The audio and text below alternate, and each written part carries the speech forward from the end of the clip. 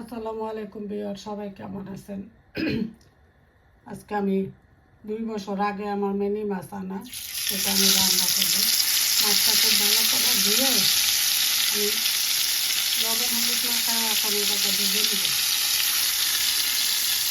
মাছটা একটা ভালো করে নিব, বেশি ভাজবো না।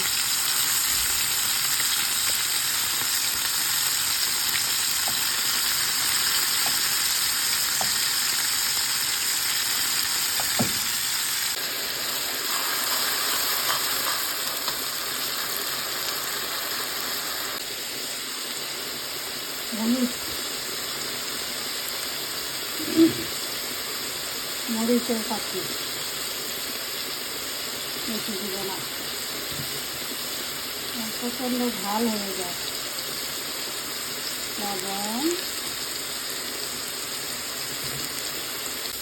দিয়ে দিলাম 5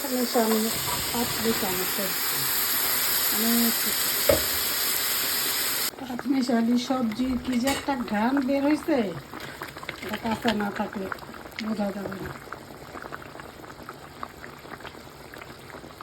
হয়ে গেছে আমার 5 মিশালি সবজি দিয়ে মিনি মাছ।